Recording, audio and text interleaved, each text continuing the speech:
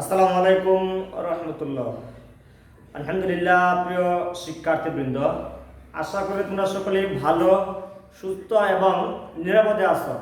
আমিও আল্লাহর অশেষ মেহেরবানিতে ভালো এবং সুস্থ আছি। প্রিয় শিক্ষার্থীবৃন্দ, আমি আজকে ক্লাসে নবম দশম শ্রেণীর রসায়ন বিজ্ঞানের পর্যায় সারণী অধ্যায়ে মৌলের পর্যায়বৃত্ত ধর্ম আলোচনা করব।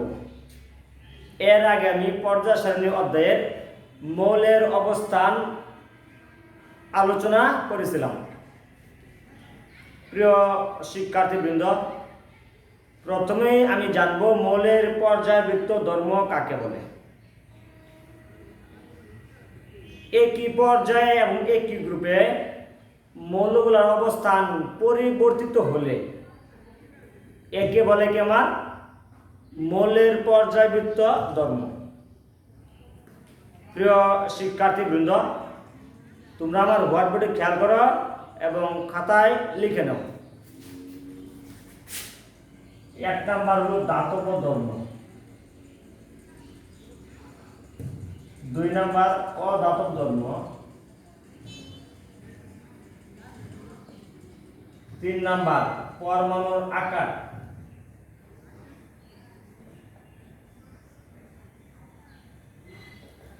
4 নাম্বার হলো আমার কি আয়নীকরণ শক্তি,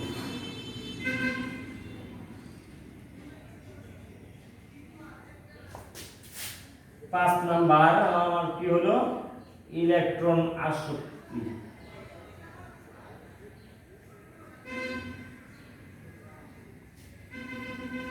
6 নাম্বার হলো কি তড়িৎ ঋণাত্মকতা,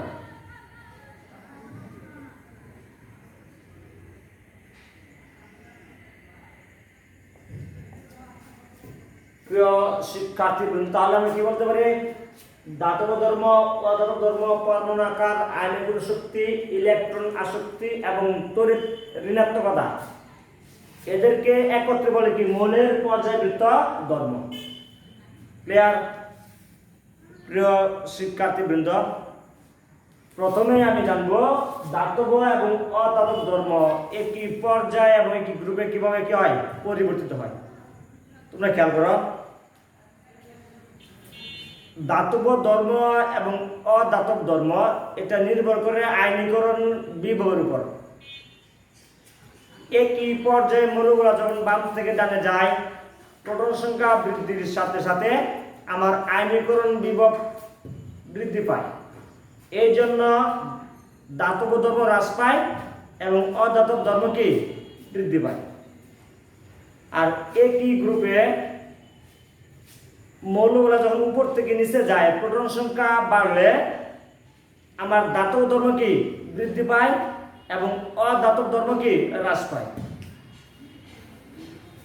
প্রিয় শিক্ষার্থীবৃন্দ, তার মানে আমি বলতে পারি গ্রুপ 1, গ্রুপ 2, গ্রুপ 3 এই মৌলগুলার সবগুলাই ধাতু এবং এতে দাতব্য ধর্ম কি বৃদ্ধি পায়।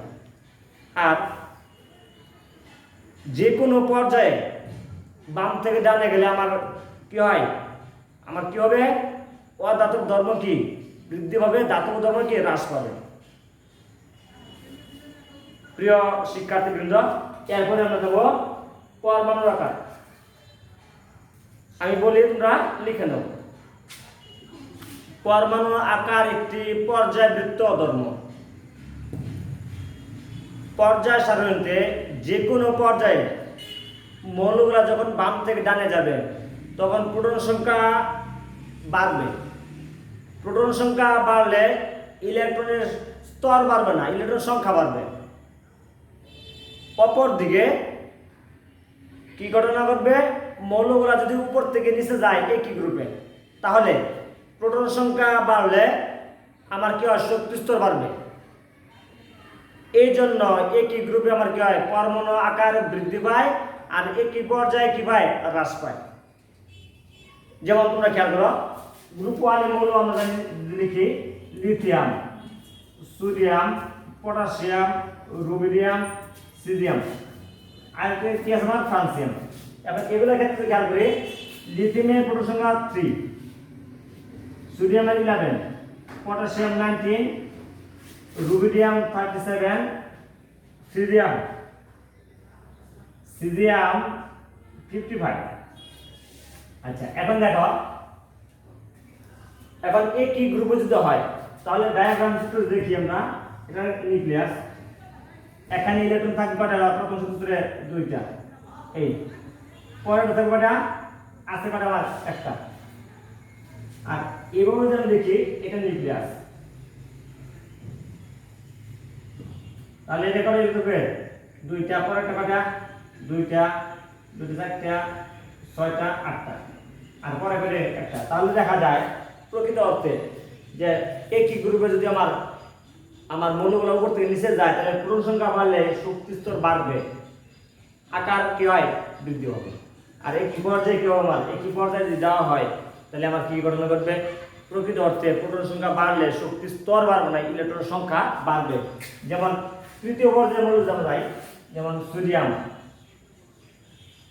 ম্যাগনেসিয়াম, অ্যালুমিনিয়াম, সিলিকন, এরা কি আমার তৃতীয় পর্যায়ে মৌল। তোমরা খেয়াল করো, সোডিয়াম, ম্যাগনেসিয়াম, অ্যালুমিনিয়াম, সিলিকন, এদের ডায়াগ্রাম কিন্তু দেখতে হবে। তার মানে প্রকৃত অর্থে কি হবে না? এদের শক্তি স্তর বাড়বে না, ইলেকট্রন সংখ্যা বাড়বে। তাহলে আমরা কি বলতে পারি? যে একই গ্রুপে প্রকৃত অর্থে আমার কি হয়? পরমাণু আকার বৃদ্ধি পায়, আর একই পর্যায়ে পরমাণু আকার কি পায়? হ্রাস পায়। প্রিয় শিক্ষার্থীবৃন্দ, এরপর আমরা দেখো আয়নীকরণ শক্তি। আমি বলি, তোমরা লিখে নাও যে গ্যাসীয় অবস্থায় কোন মোলের এক মোল পরমাণু, গ্যাসীয় অবস্থায় কোন মোলের তার সর্ববহিস্থ শক্তিস্তর থেকে এক মোল ইলেকট্রন ত্যাগ করতে ধনাত্মক আয়নে পরিণত হতে যে পরিমাণ শক্তির প্রয়োজন হয় তাকে আয়নীকরণ শক্তি বলে। ক্লিয়ার? যেমন আমরা একটা উদাহরণ দেখব, তোমরা আমার ঘটবড়ে খেয়াল করো।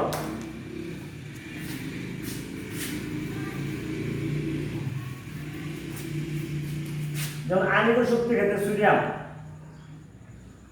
কারণ তারা ইলেকট্রন ত্যাগ করবে। ধাতব পদার্থের অন্যতম বৈশিষ্ট্য হলো এরা ইলেকট্রন ত্যাগ করে।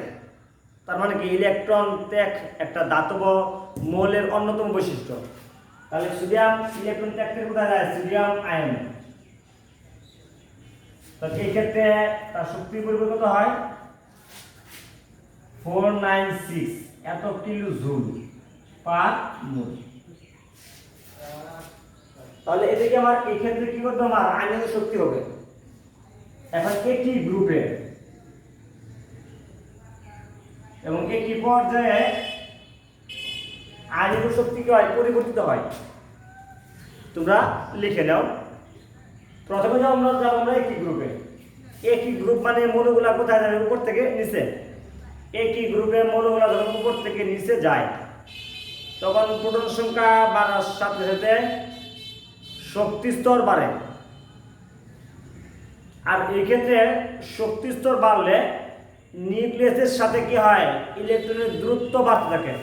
কারণ আমরা কি জানি যে নিউক্লিয়াসের চতুর্দিকে সুনির্দিষ্ট বৃত্তাকার কক্ষপথে কি থাকে? ইলেকট্রন ঘূর্ণায়মান থাকে। তার মানে আমার শক্তি স্তর বাড়বে যত হবে, এটা কেন কি থাকে? নিউক্লিয়াস এর সাথে দূরত্ব কার বাড়বে? ইলেকট্রনের বাড়বে। এই জন্য এখান থেকে এক মোল ইলেকট্রন ত্যাগ করা তার জন্য কি হয়ে যায়? সহজ হয়ে যায়। যেমন আমরা যদি দেখি একই গ্রুপের ক্ষেত্রে, একই গ্রুপে যদি আমরা যাই,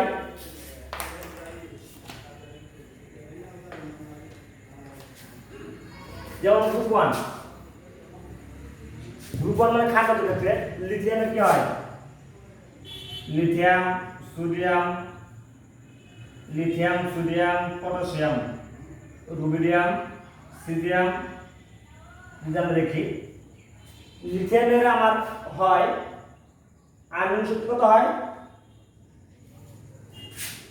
520 কিলো জুল। এটা হবে 496 কিলো জুল। পটাশিয়াম হবে 418, রুবিডিয়াম 403 কিলো জুল, আর সিজিএম হবে আমার 373। তাহলে তোমাদের কি উদাহরণ একটা করবে যে একই গ্রুপে প্রকৃত অর্থে কি হয়, একই গ্রুপ মানে এখানে নিলাম কি ঘাট আছে ওয়ান এ গ্রুপ। ব্যাখ্যা করো যত উপর থেকে নিচে দিকে গেছে আমাদের আয়নিক শক্তির মান কি কমছে। ক্লিয়ার? আর একই পর্যায়ে যদি আমার কি হয় মৌলগুলা বাম থেকে ডানে যায়, কোথায় যায়? বাম থেকে ডানে যায়, তাহলে প্রোটন সংখ্যা বাড়বে। ঠিক, প্রোটন সংখ্যা বাড়লে শক্তি স্তর বাড়বে না। এই ক্ষেত্রে নিউক্লিয়াসের সাথে ইলেকট্রনের দূরত্ব কমবে। তাহলে ইলেকট্রনের দূরত্ব কমলে ইলেকট্রন হলো ঋণাত্মক আর নিউক্লিয়াস কি ধনাত্মক। এদের মধ্যে আকর্ষণ বিদ্যমান থাকবে, যার কারণে ওখান থেকে এক মোল ইলেকট্রন ত্যাগ করতে কি হবে? শক্তির পরিমাণ বেশি হবে। এই জন্য একই পর্যায়ে মৌলগুলার কি হয় আয়নিক শক্তির মান বেশি হয়। ক্লিয়ার? এখন আমরা একটা উদাহরণ দেখবো, খেয়াল করো।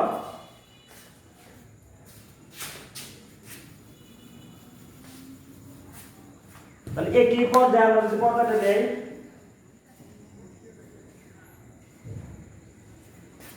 দ্বিতীয় পর্যায়ে মৌল নেই। দ্বিতীয় পর্যায়ে মৌল হলো lithium, beryllium, boron, carbon, nitrogen, oxygen, fluorine, aluminium. এরা কি আমার এরা হলো মানে দ্বিতীয় পর্যায়ের মৌল। তারপর এর শক্তি মান কিরকম হয় তোমরা লিখে নাও। এটা হবে 520 কিলো জুল, এটা হবে 900 কিলো জুল। বোরন কত হবে?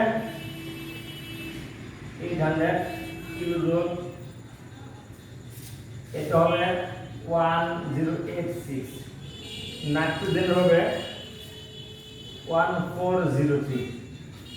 অক্সিজেন হবে 1314। ফ্লোরিন হবে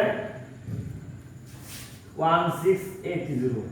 আর এক্ষেত্রে হবে কি 2050। প্রিয় শিক্ষার্থীবৃন্দ, তোমরা খেয়াল করো। তাহলে দ্বিতীয় পর্যায়ে মৌল আনিছি, দ্বিতীয় পর্যায়ে মৌলের ক্ষেত্রে খেয়াল করো প্রকৃত অর্থে কি হয়েছে মান আয়নিক শক্তির মান বৃদ্ধি পাচ্ছে। তাহলে আমার আয়নিক শক্তি আমার একই গ্রুপে একই পর্যায়ে কিভাবে পরিবর্তিত হয় তা আমরা জানলাম। এখন যাব আমরা কি ইলেকট্রন আসক্তি। কি যাব? ইলেকট্রন আসক্তি।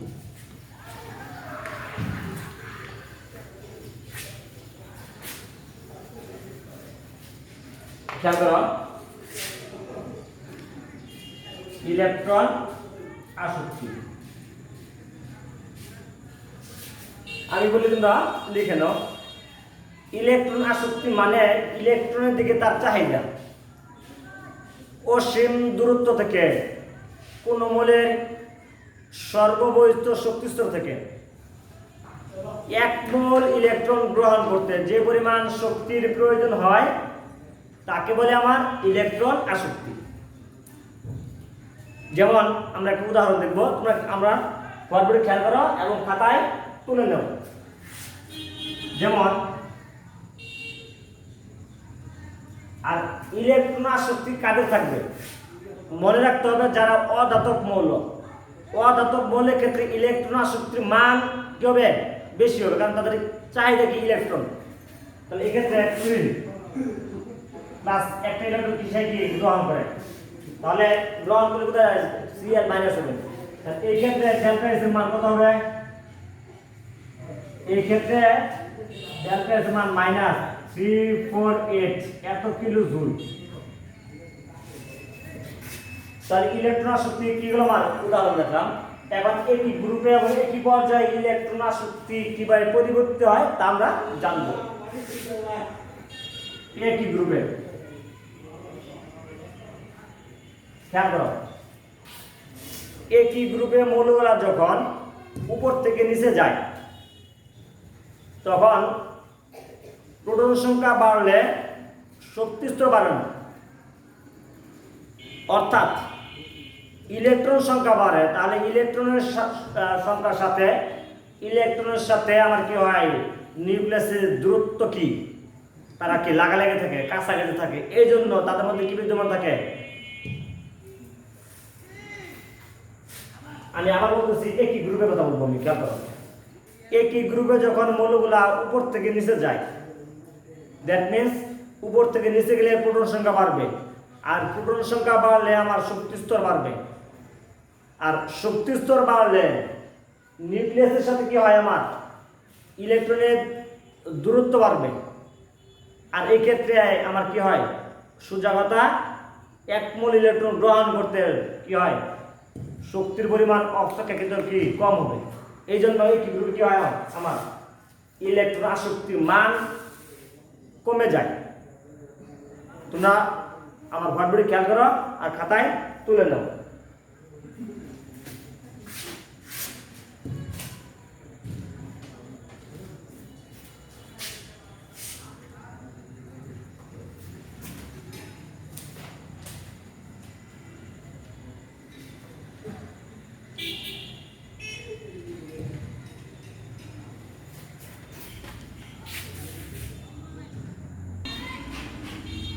প্রিয় শিক্ষার্থীবৃন্দ, বলতেছিলাম যে একই গ্রুপে প্রকৃত অর্থে কি হয়, আমার ইলেকট্রন আসক্তির মান কমে। যেমন গ্রুপ 7 এ যদি নিয়ে নিই,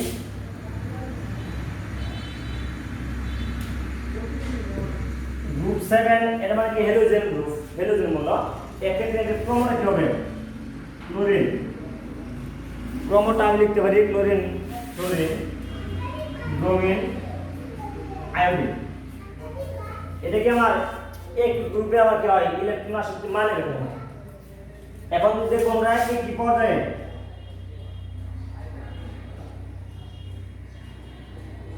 একই পর্যায়ে হলো যে একই পর্যায়ে মৌলগুলো যখন বাম থেকে ডানে যাবে, তখন প্রোটন সংখ্যা বাড়লে শক্তি স্তর কি বাড়বে না, ইলেকট্রন সংখ্যা বাড়বে। এক্ষেত্রে ইলেকট্রন সংখ্যার সাথে আমার নিউক্লিয়াসের দূরত্ব কি কমে যাবে। তার মানে তাদের মধ্যে কি আকর্ষণ কাজ করবে, আর আকর্ষণ কাজ করলে ওখান থেকে 1 মোল ইলেকট্রন গ্রহণ করতে শক্তির পরিমাণ অবশ্যই কি হবে, বেশি হবে। এই জন্য একই পর্যায়ে কি হয়, আয়নিক শক্তির মান মানে ইলেকট্রন আসক্তির মান কি হয়, বেশি হয়। তোমরা খেয়াল করো, যেমন দ্বিতীয় পর্যায়ে মৌল নেই, দ্বিতীয় পর্যায়ে মৌল, দ্বিতীয় মৌল কি আছে, বোরন। দ্বিতীয় পর্যায়ে মৌলগুলো আছে lithium, beryllium, boron, carbon, nitrogen, oxygen, fluorine, neon. এরা কি দ্বিতীয় পর্যায়ে মৌল। দেখা যায় আসক্তির মান কেমন হয়, এন্ড্রিয়াতে কি আর থাকবে, ব্যতিক্রম সহ। কি সহ, ব্যতিক্রম সহ। তাহলে এটা মান 60, এটা মান প্রায় 0, আর এটা মান 23, 122, নাইট্রোজেন 20, এটা 141, এটা 333, আর এটা কি জিরো। খেয়াল করো, এখন ব্যতিক্রম সহ এটা মান এরকম হয়। প্রকৃত অর্থে দেখো যে এটা আর এটা বাদ দিই আমরা, নিয়ন কি গ্যাস, নিষ্ক্রিয় গ্যাস। তাহলে খেয়াল করো, এটা বাদ আর সবগুলোর ক্ষেত্রে কি আমার ইলেকট্রন আসক্তির মান কি বাড়ছে, কোথায়, একই পর্যায়ে। ক্লিয়ার। এরপর আমরা দেব তড়িৎ ঋণাত্মকতা। আমি বলি, তোমরা লিখে নাও যে কতগুলা সমযোজী যৌগ আছে, এদের আণবিক ধর্ম কি প্রকাশ পায়। কোন সমযোজী যৌগের অণুতে বিদ্যমান, কোন সমযোজী যৌগের অণুতে বিদ্যমান মৌলসমূহের ক্ষেত্রে এদের মধ্যে কি হয়, ডাইপোল সৃষ্টি হয়। তার মানে ধনাত্মক এবং ঋণাত্মক আয়নে কি হয়, সৃষ্টি হয়। এর ফলে কি হয়, এদের মধ্যে পোলারিটি বা মেরুত্ব সৃষ্টি হওয়ার ফলে এরকম ঘটনা ঘটে। তার মানে এটা কি বলে, কি তড়িৎ ঋণাত্মকতা। আমি আবার বলতেছি সহজ কথায়, যে কোন সমযোজী যৌগের অণুতে বিদ্যমান মৌলসমূহের মধ্যে ডাইপোল বা পোলারিটি সৃষ্টি হয়, অর্থাৎ ধনাত্মক মেরু এবং ঋণাত্মক বিন্দু সৃষ্টি হওয়ার কারণে তাদের মধ্যে কি হয়, তড়িৎ ঋণাত্মকতা সৃষ্টি হয়। তোমরা খেয়াল করো, যেমন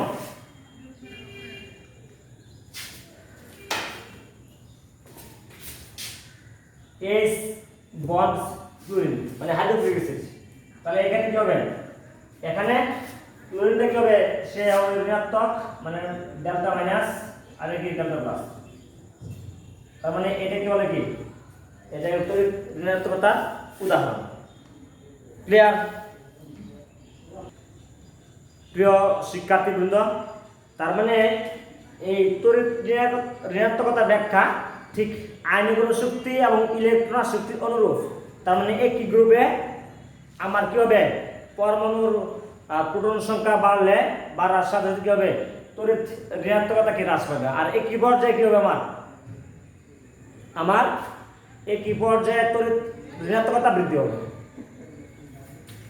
তাহলে প্রিয় শিক্ষার্থীবৃন্দ, তোমরা যদি আমার ক্লাস বাসায় অনুশীলন করো, আশা করি তোমাদের এই প্রবলেমগুলো কি খুব সহজেই সলভ হবে। তাহলে তোমরা ভালো থাকো, সুস্থ থাকো। আসসালামু আলাইকুম ওয়া রাহমাতুল্লাহ।